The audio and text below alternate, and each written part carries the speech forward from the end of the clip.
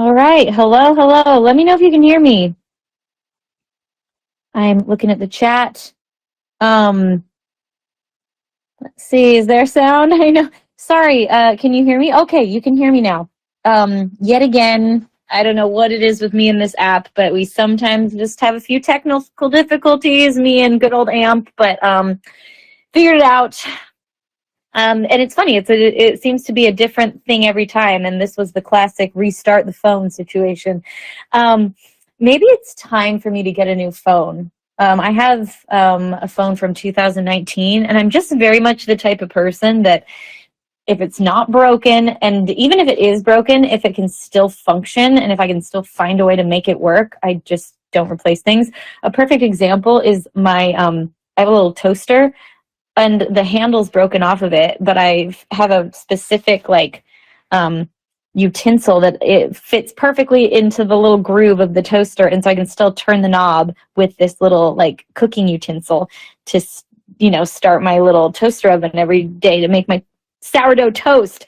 And anyways, my friend came over and they're like, Lindsay, let's get you a new one. And I was like, this one works completely fine. I feel that way about my phone. Like until this thing literally falls apart, I'm just determined not to get a new one. And the screen is cracked, but also apps are starting to get kind of funky. So maybe it's time to get a new get a new one. But anyways, needless to say, hello everybody. I'm going to enable call-ins so that our guest Stephanie can come in shortly. But I hope you're all having a good day. I was about to say a good evening. Because it's nighttime where I'm at, and but I'm guessing for most of you guys, you're probably in the States, and it's probably the middle of the day. I'm over in Europe. I'm actually in Sweden right now. I've been writing music and pretty much just writing music every day for the last more than 2 weeks. So my brain is creatively pretty drained, but it's been a really amazing experience. To actually get to stay somewhere, because I travel a lot all over the place to do shows and, to promote my music. But very often it's like you're in and out in one day, and so you don't actually get to experience the place. But it's really been great. I feel like I know Stockholm now. I have a favorite bakery I like to go to. That's how cool I feel being like practically a local here. But anyways, it's been really, really amazing. So hopefully I'll have some new music coming for you soon.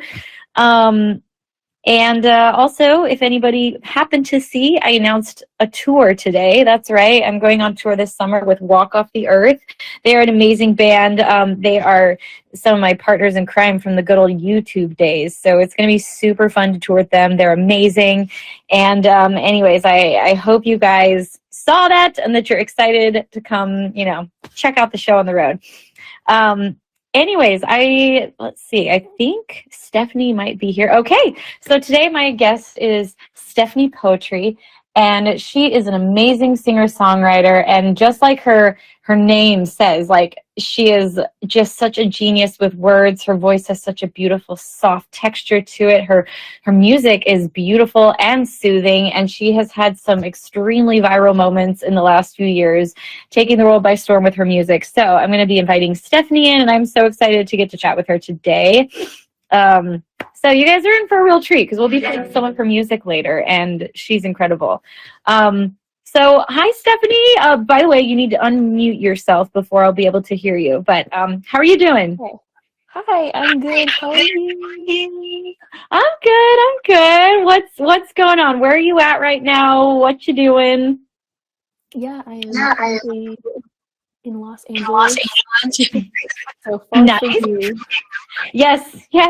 It's crazy. It's really wild being on the other side of the world and realizing that the sun is up where you are and it's freezing and dark where I am. But yeah, how long have you lived in LA? Are you liking it there? I know that city is. I mean, LA sometimes still feels like a scary place to me every once in a while. Yeah, I mean, I got really lucky because I actually made so many online friends before I moved here that when I did, I ended up having so many friends even before I met them in person. So I love it here, but it's been really sad lately because it's been so rainy that it doesn't feel like LA.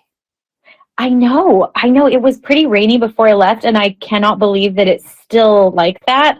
I'm like, how much water can this place take? I mean, not a lot. We were flooding when I left, so Mm-hmm. um, we're all praying that our sun comes back because we're weak sauce. We don't handle it well when we don't have the sun there. Exactly. But I wanted to ask you, how is Europe? I've always wanted to go. Oh my goodness, Europe is lovely. I mean, I would come all the way over here just to have the bread and the cheese and the chocolate. Like that alone Mm. is worth the flight, the like whatever amount of hours it takes to get to a given country. But I love it here. It's been fantastic, and like I said, it's been nice to actually stay in one place. Usually it's just kind of bouncing around for us artists. You know how that goes. Mm-hmm. But yeah, I feel like I've actually got to experience it. It is freezing right now. I didn't pick the best time of year to come, but it's still nice. So you'll get out here though. I'm sure you'll be doing a European tour before you know it. Um, so I mean, oh, absolutely. I mean, just looking at your trajectory and how quickly your career has kind of launched you into the spotlight. I want to back up a little bit though and just talk about like what are some of your earliest musical memories? It's really funny you asked that because it's like basically you and Walk Over the Earth was like my childhood, if that made sense. What? No, Stop it. seriously, I was so into YouTube and YouTube musicians, and I tried to do like the cover thing and stuff, and Mhm. yeah, I guess it's like it's when you ask, it's literally you and everybody in that era of YouTube, and so Oh that my was really God. cool, especially as like an Indonesian. So I was born and raised in Indonesia. It was like it was like a more relatable way to see music because before it was always on TV. And Mm. it's so nice to see people on YouTube that, like we're just like doing stuff, and it felt just more real and more relatable because it was mostly people doing their own stuff rather than like a whole production, right, on like TV. Um, Yeah. but yeah. That's amazing. Okay, so now I have to know some of your other favorites. Like, were you a fan of Tyler Ward or Kurt Schneider? Oh yes, for Oh, sure. And like, I just remembered like whenever they would collab with others, I was always like, oh my god, this is like multiverse, like everything's connected. Um, but yeah, and oh my gosh, I loved that's so it. fun. That was such a great community. It was such a fun time to be, and I guess it reminds me of the way you said that you had all these friends before you moved to LA that you met online. And that's kind of how I felt about the YouTube community of like, Mm, I met Tyler Ward and Kurt and all these different creators online before I moved to LA. And it is nice. I mean, it's terrifying to move to any city, but especially to take a jump to a big city like LA. It's so nice to have that safety net of like, all right, I've got some people. yeah, for sure. Especially like I think having them also in the same industry, it's nice to have friends who, are like in the same world as you, because then you feel like it's, you're not alone. Because I think Yes. this is such a crazy industry that like, my high school friends are also still very like they don't completely get what's going on. And I'm like, neither do I. I was gonna say my high school friends still are like, "Are you still doing that violin thing?" I don't think they'll ever quite get it. They support me and they love it, but they're just. I think everyone's very confused by our Yeah. industry, as are we. So it's fine. So wait, your parents are also musicians. How was that growing up in a musical, like a musical home like that? Did you feel like there were expectations at a young age, or did you put that pressure on yourself at all? Or like, how did that equate into your musicality? Yeah, I think I was definitely lucky to be born into a family of musicians, but they're like very chill about it. So my Mhm. mom's a singer and my dad is a music teacher. So it was like, people always expected me to be doing something in music too, but it was always from people outside of the family. Because people in the Mm. family know that it's like super chill. Nobody ever like forced me to do anything. Mhm. Um, and yeah, so it definitely was weird when it did happen because everybody was like, we thought you said you didn't want to do music. And then I was like, I changed my mind. Um, but yeah, it was like so interesting growing up to see, you know, your parent have such a crazy job, and you can go watch them perform, and everybody's always like asking you about what it's like, and it's definitely a weird childhood to have, but it's the only one I've ever lived, so it Mm-hmm. it seems normal to me. But then I think about it and I'm like, yeah, I guess it is kind of weird that people would stop you in the middle of the road and be like, I love your mom, tell her I say hi. Yeah, because your mom was like a big, big star, right? Yeah. Wow, that had to be so wild. And like, is that connecting for you to your parents right now as you're kind of having your moment and you're growing as an artist? Is it something that's kind of formed even a newer bond in your relationship? Yeah, I think so. My mom, she has like 4 kids, and none of us wanted to pursue music at the start, and so I think she was really happy when I ended up caving in. Mhm. Yeah. But yeah, I think me and her have always kind of just like related to each other in more ways than one. I think we Hmm. both also have the same like interests. Like we both love like makeup, YouTube, and like all those things, and so Mm. it just always felt like we were kind of more similar than, you know, most people. And so yeah, it just kind of came naturally, and it's awesome to have somebody like her because I think she's also really good at like giving advice without giving unsolicited advice. So like she doesn't So nice. ever pester me. I mean, especially in like a parent-child relationship. I mean, I don't have kids, but I would think that would be so hard. Like, I used to be kind Hmm. of hard on my mom about, mom, like, give me space and stuff. But I'm like, oh my gosh, if I had a kid, the amount of unsolicited advice that I would probably, out of love, be giving. So, anyways, that props to your mom, and also like just the relationship you guys have formed. That's not a part of it. It's a Hmm. respected, like, kind of. I don't know. The information is well received. That's very nice. For sure. Um, so was there a moment or a specific project you were working on that kind of made it click for you where you realized like, oh my gosh, this actually is what I want to do? Yeah, I would say so. During 2017, 2018, I got really into K-pop, and I was like, yo, like this is what I want to make. Like I really wanted to be a K-pop producer. And I just No. like loved listening to the songs and seeing all the detail in the production. And it was less that I wanted to be like a singer, but more that I wanted to make songs like that. Um, and then so I ended up taking a gap year before I went to college, and then I took a production class, and then I realized, oh, I write songs too, so why don't I put out songs I've written just to put my name out there to give like example of the songwriting I could do while I learn how to produce. And then one of them did a lot better than I thought it would.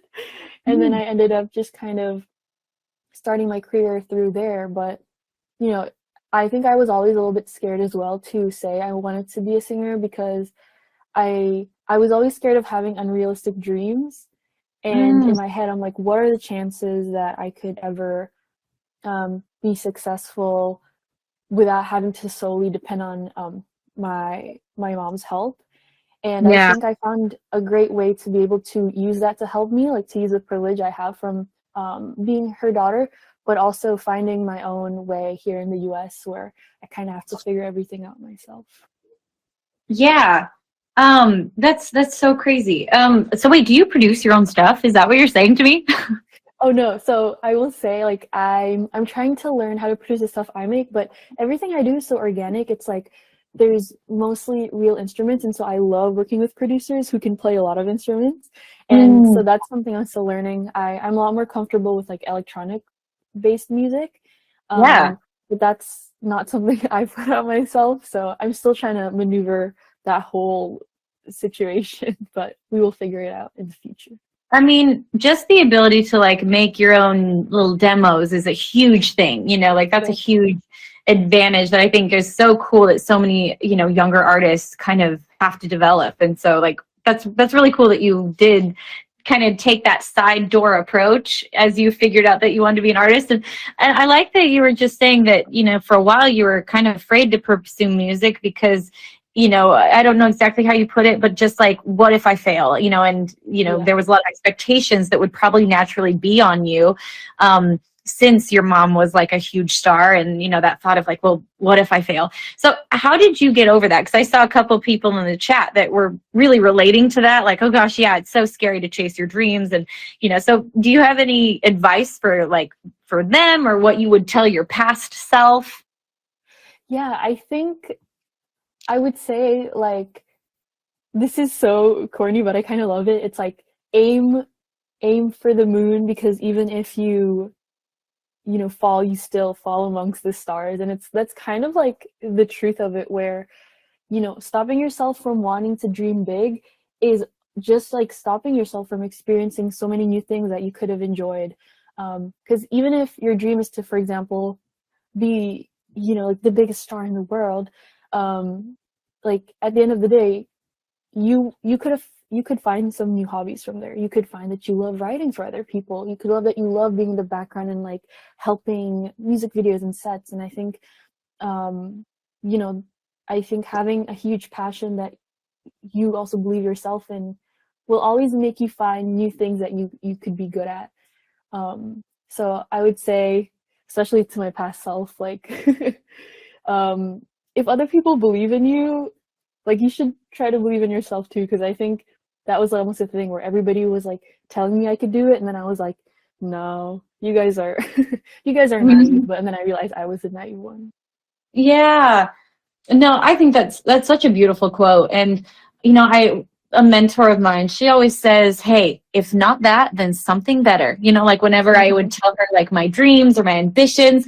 And it was an interesting thought to me, because it's like, who's to say that, like, you know, landing amongst the stars when you were aiming for the sun, you know, that the stars aren't better for you than perhaps the sun was. You know, it's like, yeah, we'll all find our spot where we're meant to be. And oftentimes, like, you'll find, you know, we'll end up in the spot that's best for us, because, you know, that's where life took us and that's where our dreams led us. But you'll never find it without trying. So I think that's such a beautiful, beautiful quote. So thank you for sharing that. So let's see. One of your first projects was Goodbye Felicia, or with Goodbye Felicia, sorry. And the two of you performed a cover on an Indonesian teen film. So, like, how did that experience come about, and what was that like? Because that was before you had seen, you know, any success, right? Yeah. So basically, I went to a school where, weirdly enough, in my specific year, there were like so many people whose parents were singers. So I actually had a friend, his name is Ale, and his mom is the singer of the original movie. So basically what they did was, that was like a movie that came out about like 10, 12 years ago. And then they basically made a sequel. And so his mom was like, oh, you know, it'd be really cool if we got somebody, you know, in the younger generation to kind of revamp all these songs that we did.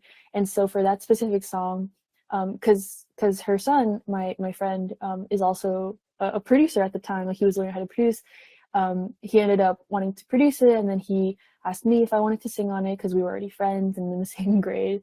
And so that's just kind of what happened. It was definitely you were in like second grade? Oh no, we were in the same grade. I think I was I was like middle. Okay, number 8th. Very young. But yeah, it was definitely like just like very casual, like friends asking friends to ask around. But then it was like the first time where I experienced like recording a song. And I remembered I was so nervous, because I always had this insecurity that I didn't have like a voice of mine that was very me. I think I always thought that I had a very generic voice. And then it was really nice of my friend's mom, who originally sang the song. She like gave me so many cool like advice that even until now I still use when I record. So that was a really good experience. Wow. Isn't that crazy? Like, the thought that you would think you have a generic voice, like you have such a, you know, like I was saying when you came on, your name is so fitting of your voice, because as I listen to you, it's so soothing and it does sound so poetic. And, you know, like the last thing I would think when I hear your voice is like, oh, she sounds like everybody else, you know? But it's just crazy how we just sometimes don't see the gifts we have. Like you said, everybody else sees them in us, but, like, you know, we're our biggest doubters sometimes. But when in reality, gosh, sometimes you have to be your biggest fan. It's like Yeah. half the battle of being in any industry is learning to like become your biggest fan so that you can have the perseverance to keep moving forward and the belief to say, I can do this, you know, and that takes a lot of pressure, or it takes a lot of time to learn Yeah, that, I think. for Um, sure. I agree. do you feel like you've gotten better at learning to appreciate the things that you bring to the table?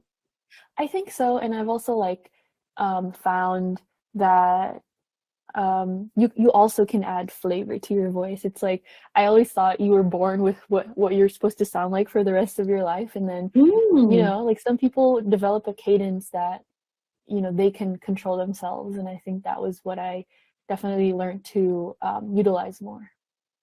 That's so cool. Yeah. Isn't that funny? I feel like so often we all feel that way of like, oh, like, I mean, I remember when I was going through like, really bad mental health times, and I didn't really like, this was years ago before mental health was such a big topic. And I was going Hmm. through pretty extreme depression and, like a lot of stuff. And I remember thinking to myself that like some people must just be born happy and other people are just born to be sad. Like, that's what I Mm. thought. I know, yeah. But it was like, in the same way you're like, yeah, some people just have that kind of voice and other people don't. But it's like, oh yeah, we forget all the time that like, no, we once all started as little babies that couldn't Yeah. walk. And we Yeah. learned how to do that. And then we learned how to run. And then we learned how, some people learn to be funny. Some people learn instruments. Like everything in life is learned. And like we can curate our talents. We can curate even our personalities to like be Hmm. more warm and whatever we want in life, like you can focus on it and you can learn to be happy, like so it's just a wild thought when you think about that. It is so common to just assume that like, well, they're probably born like that, but that's No, for never the sure. case, like um so also I find it really interesting that you record a lot of your songs in both English and Indonesian. Is that something you still do? Yeah, not anymore, but that's something I want to do again in the future. I think um, I've just always had like I think a lot of if anybody speaks Indonesian, like they know what I mean when I say, although Indonesian is a very easy language to learn, it is just like there's so many syllables in every word, and Mm. there's like so much information. Like if you want to say just a little bit of information, there's so many words that have to accompany it, and so writing in Indonesian is very, very hard. And so that's something I've been Oh, trying to practice more. And um, I think it'd be really cool though, because I think when you listen to like there's a lot of songs these days where they mix English and then, for example, English and Spanish or English and Korean. Like I think that's super cool. yeah. So I would love to do something like that and for Indonesian once I get better at it. That is very cool. And what an interesting challenge as like a writer and as a musician, to have to, because like you said, they do it all the time for like Spanish and, some of these more common languages. But yeah, for a language that is very syllable heavy, that would be really tough to like fit Yeah, in the meaning of what you've already written and be like, I need to say this in this one line. How can I possibly convey it? yeah, for sure. That's so interesting.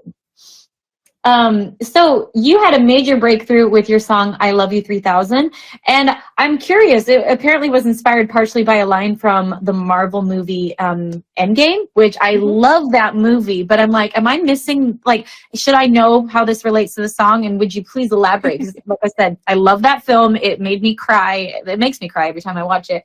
So yeah, can you elaborate on where it came from? For sure. And actually, I'm rewatching all the Marvel movies again with my boyfriend. So we just watched Endgame like a week ago, and then when that phrase Oh, came out, we were like, "Oh, they said it." But basically, so the song itself isn't necessarily related to the movie because the way it came about was very random. So I used to do this thing on Instagram where I asked people to send me a word or a phrase, and I would make it into a song.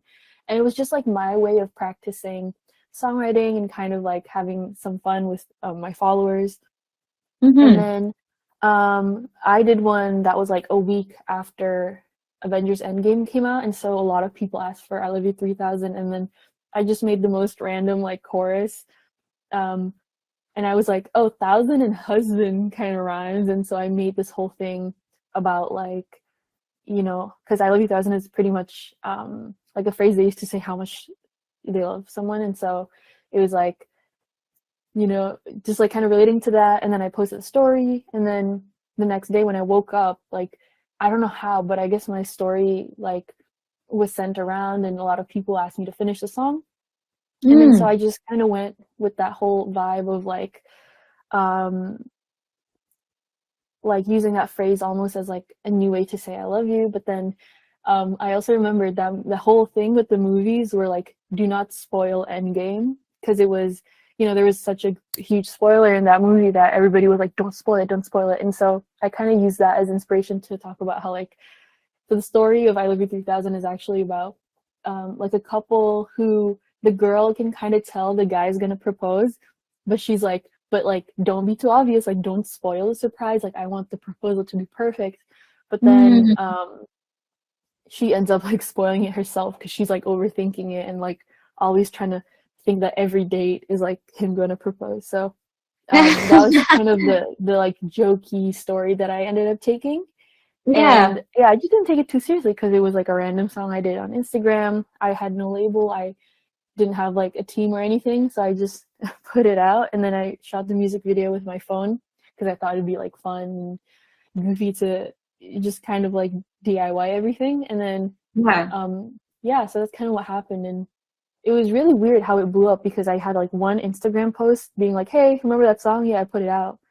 And this was like pre TikTok, and then it just kind of like somehow people found it and then started telling their friends, and it was like the craziest like no marketing experience, you know. Wow. Well, they just did it for you. Like that's when you know something's got like legs it can stand on by itself, like when it's that good. Because that's rare. That's like impossible to predict. It's impossible to do. It's like it just every once in a while, like lightning strikes and you somehow caught lightning. Like that's pretty magical and special.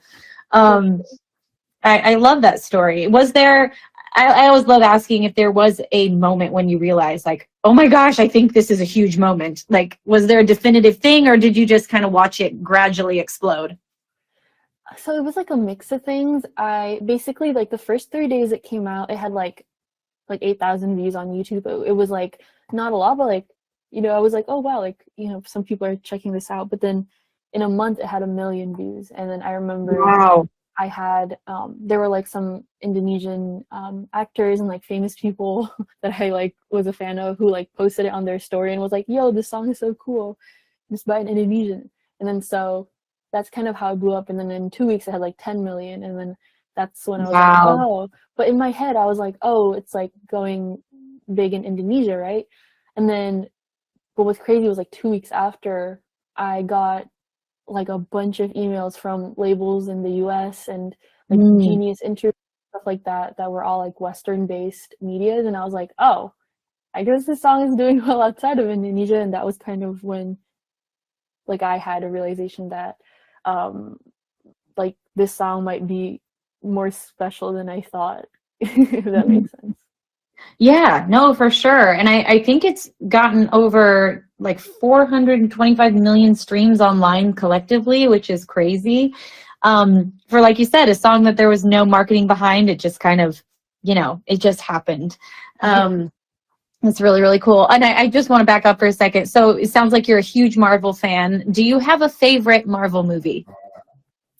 Yeah, so after rewatching everything again, I would say the movies that I feel like the first Iron Man was just like incredible. I think there Yes. hasn't been a movie that like felt like that. But also I think Ragnarok, like Thor Ragnarok is the one that made me laugh the most, which that's why that one's my favorite, because I think it just like that was the type of comedy that I think Marvel is trying to reach again with their newer stuff. Mhm. But that was like Taika Waititi did a really great job with that one. Yeah. That's my favorite. How about you? I mean, Thor Ragnarok is actually one of my favorites. And I think it's especially great because it was bookended by the two other Thor movies, I think, which were not good. Yeah. Like, but somehow they really nailed it on Thor Ragnarok. It's literally one of my favorites. I also really like the comedy in Guardians of the Galaxies. I think their whole Mm-hmm. banter in there. I know that one's quite polarizing. People either love them or hate them.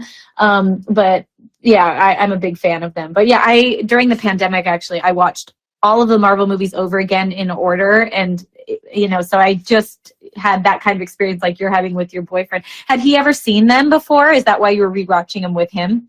Yeah, he's never seen any of like he's like seen random ones. Like he saw like Winter Soldier when he was young, but other than that, Mhm. like I don't think he even knew um necessarily about like the spoilers in Endgame. Oh, wow. So that was Like, like interesting. you've really been, because I guess if you know nothing about the world, like spoilers aren't going to connect because they're not going to mean anything. If someone's like, Yeah. such and such did this, you're just like, who is that? I don't know. Um, but yeah, Endgame is, woof. When you watch them all and then you get to Endgame, the emotional like investment at that point is so high. It's amazing. Yeah, it's also like when I was trying to explain to him how I've never experienced a movie where I cared about every single storyline that was happening, Yeah. because we watched all the movies, and so we cared about all these people and all these like groups of like fights that were happening. Because I think there's definitely movies now where we watch it and I'm like, oh, but like I don't really care about this one storyline or this other one. Right. And so I was like that. I don't think there has, or there might even ever be another situation where, like the whole movie just felt like everything mattered. Yeah. Oh, they got a system down. They're good. Yeah. Those Marvel cats. They're really good. Um, so let's see. You also did a remix with one of the members, Jackson Wang, who was in. Is it Got Seven? Is that how you Hmm. say it? Got Seven. Yeah, Okay. got 7. And so you're a big fan of this band and of Jackson Wang. So can you share what it was like to work with an artist that you had so much respect for? Yeah, I think, it could have gone many ways, depending on how, Jackson was, but he was just like the nicest, like very humble, just like very nice to everybody. Not just me, but like genuinely, I think he was just like, he's a very positive person, which was really nice. And I think the craziest thing was like, even until now, living in LA, you never really know how to go about like meeting people you're a fan of because A, you don't Mm, want to act like you don't know them because that's weird, but also you don't want to act like you're freaking out because you also don't want to make them feel uncomfortable. And yeah. so that's something that like I think we're all still trying to figure out here because it's just crazy. And even my friends, like when that song came out with him, all my high school friends were like, this is really weird. Like there's like a glitch in the matrix. Like Ah, I remember, Stephanie, like you were watching like videos of like the group like in class, and now you are standing next to him, and it was like, yeah, I was like, this makes no sense. I don't know what's happening, but I was like, thank God he's like really nice in person, like because you never know, because it's like I think my worst fear is to meet your idol and just like have them, because people say like, never meet your idols. absolutely. But Yeah. with him, thank God he is a very, very nice man. Oh yeah, absolutely. And it really is such a gift when you get that. I mean, I like to think of it as like a full circle moment where the you from the past meets the you in the present in a like, oh Yeah. my gosh, like we did it kind of a way. Yeah. No, it's um, actually crazy. Like my life is full of yeah. those things. Like just like so how I was telling you, like I made a lot of friends before I moved to LA. And it was because Hmm. I was really, really into gaming during, when everybody was in lockdown. I was in Yeah. Indonesia and I like gamed a bunch and streamed it. And then I was like a huge fan of all these streamers. And then it's so crazy now that like we hang out and we like have the same interests. And that was like another moment where I was like, wow, one day I'm gonna meet Beyonce. Yeah, you know what? Just keep manifesting. You throw that Yeah, stuff on your vision board and you never know what's going to happen. Um, exactly. no, wait, you still are an avid gamer and you stream a lot on Twitch as well, right? Yeah, I haven't done it in a while, just because I don't have as much time as I did during lockdown. But Hmm. I still game for sure when I get the chance to. Yeah, what do you enjoy about streaming and playing live? And do you have any favorite games you're playing right now? Yeah, I think I just really like. I'm a very competitive person. Like I was always in sports teams in school, and I just kind of always have that like like tactical and just like desire to win. And so that's why I Mhm. really loved gaming. It was also a great distraction and a great way to make friends when you weren't able to see your IRL friends. So that's also how I met my boyfriend. That was just like very Oh, random, but no so we still way. play the games now. Yeah, it was genuinely just like the most random thing, but it makes a lot of sense because like to find somebody online, across the world who has so much things that you relate to, but then it like it's so random, but it makes a lot of sense because it's like there's Yeah. so many people in the world. What are the chances that you'll meet somebody that far I away? mean, But you're right though. It does kind of make sense because we all accept that online dating is a thing. Like you're literally like swiping photos through people, like, shopping virtually for a human to date. So it makes sense that, hey, it would be even more compatible if you found them in a place where you're doing something that you love and, actually spending some real time together. That mhm. makes more sense to me than a dating app. Exactly. It was like I will say it was the most like Gen Z love story ever. I love it. You know what? However love comes. How long have you guys been dating now? I would say like 2 years ish. Oh, wow. Okay, so it's tried Yeah. and true. Guys, you heard it here first. The place to find love is to stream on Twitch. I'm Yeah. going to go there. I'm going to try this out. Exactly. They actually have a really good music category as well. So Okay, yeah. do you ever, go on the music vertical and like practice or sing or perform on Twitch? Yeah, so that's actually how I started. Twitch was Oh, like asking a lot of musicians to come on, and so that was what I did for the first couple of months. I basically like did live covers, and that was really fun because it kind of, it also helped with my performance anxiety.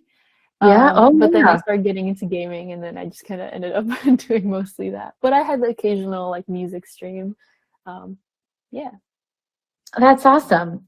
Everyone, I've, again, like you were saying, I haven't done it nearly as much since the pandemic kind of, fizzled out. But I did get onto Twitch to like, just play, and it was kind of nice to feel that community and hang out with your fans, and like it motivated me to practice. Like it was a lovely thing. So it's like, okay, I should get back on and do that again because I really quite enjoyed it. I will be ready to see Oh, that. okay, I'll have one viewer. I wish there was a better way to like I always thought it'd be so fun to do a live stream where you brought in other artists, and if the lag wasn't a thing, it would be so fun to get to like collaborate and like jam with people through like streaming. But someday when the technology advances, that would be the coolest thing to live stream is like jam sessions. Yeah, for sure. And actually I knew somebody who found a way to bypass like the lag, Really? which yeah, they did some live stuff in Indonesia and that was really cool.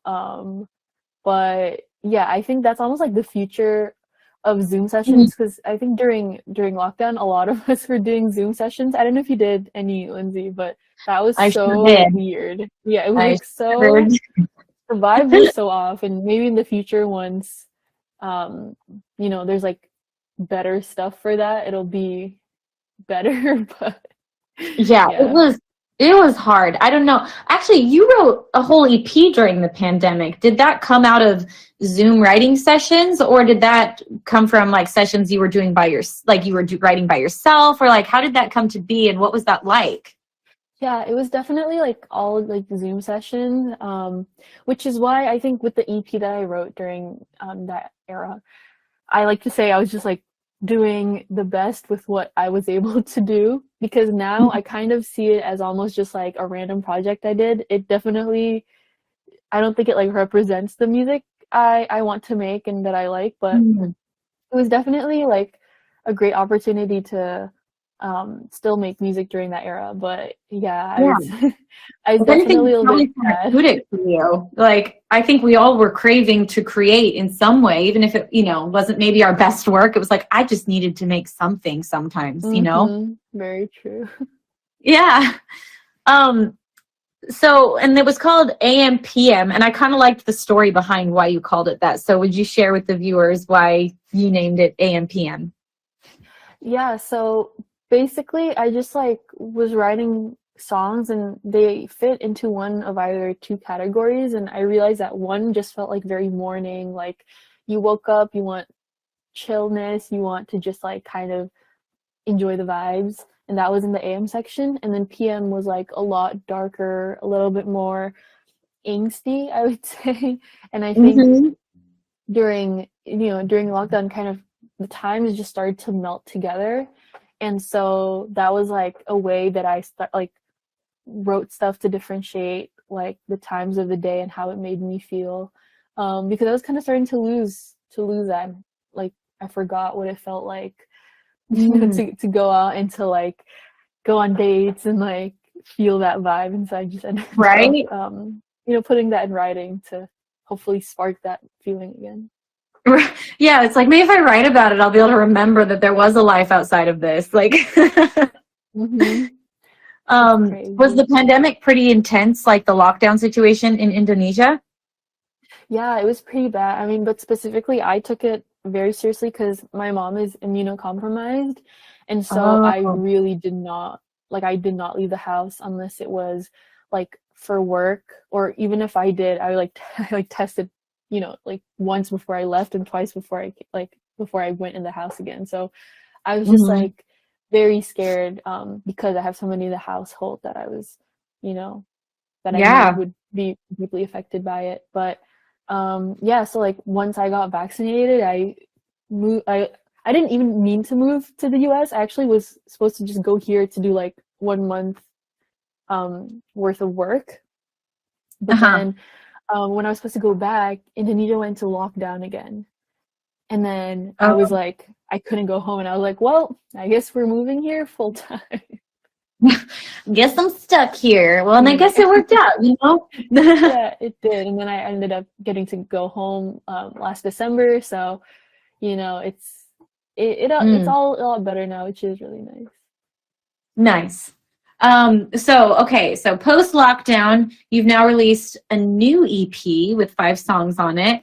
Oh, to Be in Love. And I think, you've spoken about how this one's a bit more representative of, the style you want to do going forward. So how is this album like a different style from what you've done in the past? And also, how did you find this style? Because I feel like as an artist, it's really hard to sometimes pivot or switch your style or find that new sonic that you're looking for. So Hmm. yeah, how did you find this new style and what exactly would you describe it as?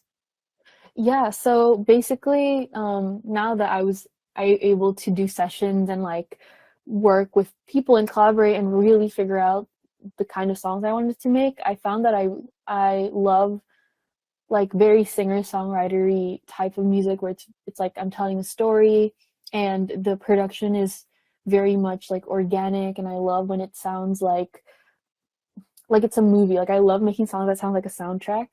Mm. And so in the future, I just want to continue this vibe that I did with Ode to Be in Love, and just kind of make songs that hopefully one day people can remember a moment in their life and can relate that to like a song of mine. That would be really cool. But yeah, I would say the genre is, pop, and I love a good like ethereal feminine energy with it. Mm. And I love to have a little bit of folk and indie influences, and in the future I'm actually trying to get a little bit more upbeat with it. So I'm taking in a lot of inspiration, with like the beats and the drums and the synths from like the songs I also grew up listening to. Like I really loved Two Door Cinema Club and Oh like yeah. Monsters and Men and like that era of like Mm. indie. And so Yeah. I'm trying to just like take that era and put a twist to it, because I think um I love how feminine some of my songs sound, and so I think it'd be really cool to take that vibe and make it ethereal and feminine, because growing up I feel like there was always a lack of female voices in that genre. So Oh. it's almost like making my younger self happy with that.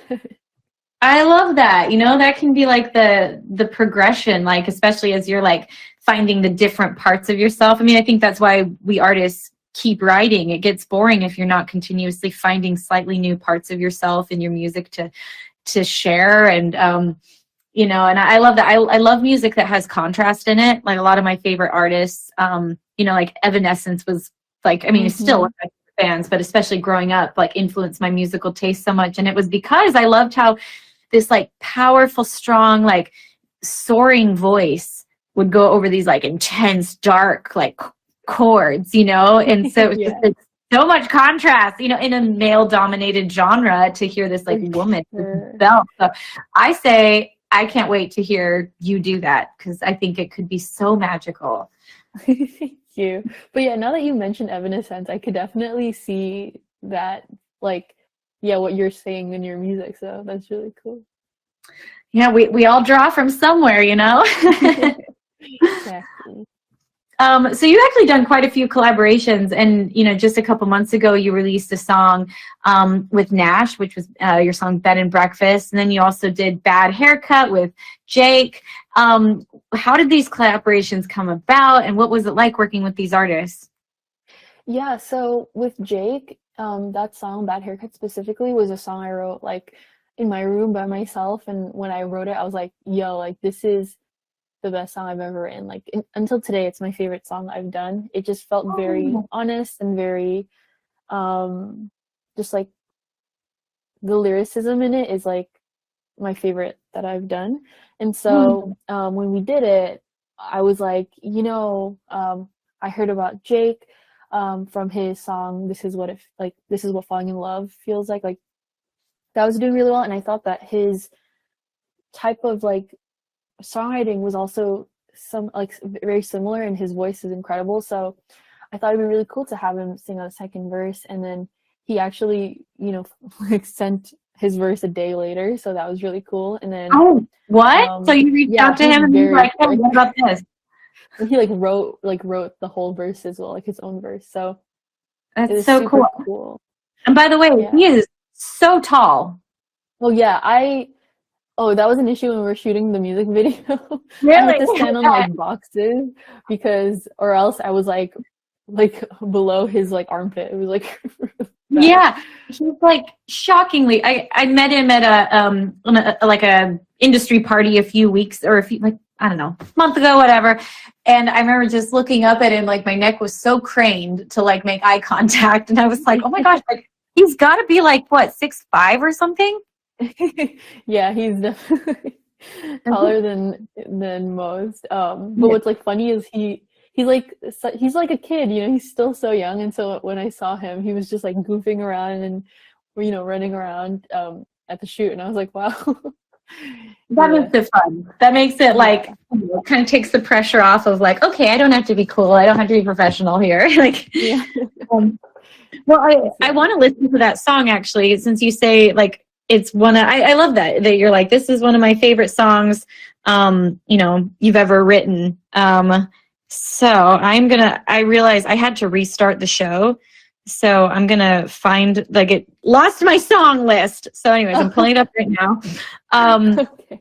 But yeah, so we're going to listen to it. This is Bad Haircut featuring Jake. Here you go. Oh, that was so beautiful. I don't know if you saw the chat, but everybody was commenting on like, oh, this is so peaceful, this is so vibey, it's so nice.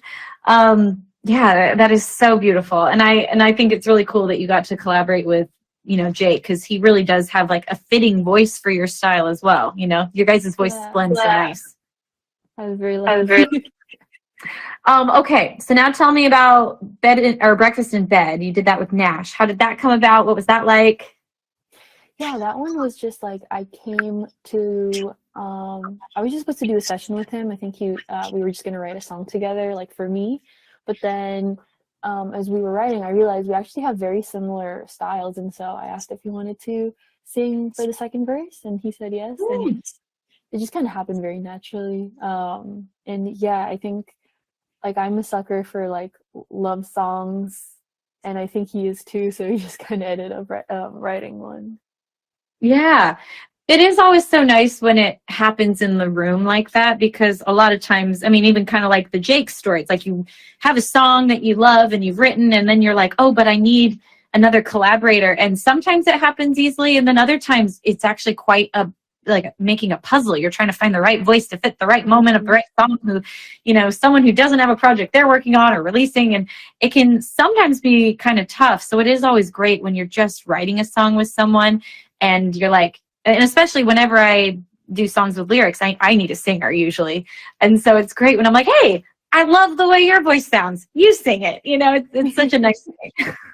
Yeah, for sure. Yeah, I like what you said about like sometimes it's really hard to find like with puzzle, like it's like a puzzle piece, because I think it's like a mix of things, because yes, you know, some people sound incredible, but you know, sometimes you do a song and it just sounds maybe like they could sound amazing on it, but maybe it's more so that the lyrics don't fit Mm. their style and things like that. And so it's also really awesome to work with people who are really great songwriters as well, because then they always like tweak it to fit their own voice, which is really cool.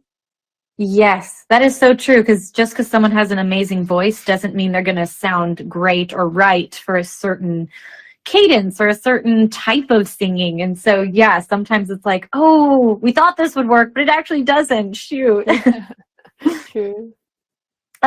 Okay, so you also seem to have a really key style for your visuals as well. So how do you go about crafting the elements of like a music video or artwork? Yeah, so I'm a very visual person. So when I write a song, I actually sometimes end up um you know, like thinking about the video before I even finish the song. And so I also relate to like songs with colors, and with Bad Haircut and that whole era, I like see like pastels and a lot of like naturey, flowery colors, which is really cool. And so there's Breakfast in Bed, and so that just Mhm. kind of made the visuals like come a lot easier, because I also work really closely with the graphic designer at 88 Rising. He's really cool, and so I think it's like always fun to see what things could look like. Music videos, though, I think because I came from a background of like DIYing everything, Mhm. I think I need to start like learning how to possibly like co-produce, because I think I got too comfortable like just like getting a director to like do everything. And so for this year, my idea is to like co-direct with directors and see how that, you know, would come about. Absolutely. Yeah. I mean, I feel like I look forward to making music videos so much. I'm like you. I oftentimes get music video ideas or see storylines or like themes for like music videos like while or even before I write a song sometimes. And so it is really fun to get to kind of see it through to the end, you know, and I mean, you've done like all this DIY stuff, so you get it, where it's like I got to see it from the point it was an idea to when I wrote the song to when I like, you know, crafted the music video. There's something really Hmm. special about that as an artist. Yeah, for sure. Yeah. Okay, so I just am so grateful for your time and that you came on today and shared so much with us. And we're gonna listen to some of your music actually, you know, once I release you from this call. But before I let you go, is there anything else that you want to share with us that I've missed, or is there anything you want to share that's coming up that people can look forward to? Yeah, I actually have a song coming out in about like 10 days Woo! with a DJ, with Elefante, who's this really cool DJ. Oh, yeah, And I it's know gonna him. All right. be, Yeah. yeah, it's super fun because I've never collaborated with a DJ before, and so it was really cool because I get to basically um you know, kind of live that like electronic life. So it's a Yeah. song we wrote together, at first fully acoustic, and then he produced it out, and it's definitely one of those songs that like I can't wait to perform live. So I hope that everybody will check it out. It's called No Explanations, and it's gonna come out very soon. Oh my God, 10 days. It's almost Christmas. And Elefante, he's great. And I mean, I feel like this is going to be something that's very different from the stuff that you've been releasing, right? Very, very, very different. But it's also like I think a great I don't know what the word is, but like basically the future stuff is gonna kind of sound like a continuation of "Oh to Be in Love," like my own stuff, but a little bit more edgy. And so I think this is Mhm. like a good like in between like fun random project that I Yeah. think to remind us that, you know, like don't take things too seriously. Music is for fun. So, Absolutely. And I think that's one of the beauties of collaboration is that it gives you an excuse to kind of step outside of your sound, your brand a little bit. You know, you bring a bit of yourself into the project, but it gives you that permission to like dip your toe in another pond and be like, I can yeah, hang out in this pond too. And I don't know, there's something really exciting about that. So, yeah, um, for sure. that's very cool. We'll be looking forward to it. But anyways, thank you so much for being on here today. And it's just been delightful to get to know you. And thanks for your time. Of course, I'm really glad that I got to come on, and you've been amazing. Thank you so much for being such a great host. I had a great time. Oh, good. Oh, good. Well, hopefully we'll run into each other in LA sometime, whether it's a writing session or at like a coffee shop. Who knows? Yes, I'm always running around coffee shops, so you never know. All right. Well, I'll see you there. Yeah. All right. Bye. Bye bye. Oh, she was lovely. Okay, so before I let all of you go, I thought it'd be fun to play her song "Breakfast in Beds." This is the collaboration she did with Nash. I believe it is her latest release. So here we go. Oh, I love that. I like the part where I don't know. I like it when people do like I don't know, spoken word type stuff over song. And the thing about it is it's so much harder than you would think to make that sound natural. Like, I don't know if you've ever tried to like at least, ad lib or talk over like a beat or some kind of a piano riff or a guitar. It's like you can very easily sound very odd and awkward, at least in my experience. So anyways, oh yeah, Allie saying the lyrics are so cute in the song. But anyways, guys, thank you so much for tuning in. I always love my Wednesdays, and thanks for doing it earlier today because it is already almost 11 o'clock my time, and so hence the odd middle of the day for you guys. But anyways, we'll be back next week. I think by then I should be back, almost back. Okay, I think I'll still be out here in on the other side of the pond. But yeah, and I think we're still going to do an episode next week, so stay tuned on my Instagram. And again, you guys, I'm so excited to be going back on tour. I hope you guys are excited too, and we're going to be all over the states with Walk Off the Earth. And don't worry if we're not coming to a city near you. We will probably be coming there soon. So, I try to hit all my cities. I try to hit all my peeps, but anyways, it's going to be a really special show. I've already started planning it, and it's going to be good. So, yeah, this summer is going to be crazy for us because not only are we doing that tour, but we're also going to be coming back here to Europe to do a couple shows. So I am tour happy. I am ready. You know me. I love my life on the road. So, and yeah, I think I'm going to start posting again soon on the socials. I've really been quiet on there, and I've kind of been enjoying it. But I'm like, you know what? It's time to come back soon. So, anyways, I just love you guys. I'm so grateful for you. I love this community. Yeah, I'll catch up with you guys next week. Okay. Have a lovely rest of your day. If you're in LA, don't wash away.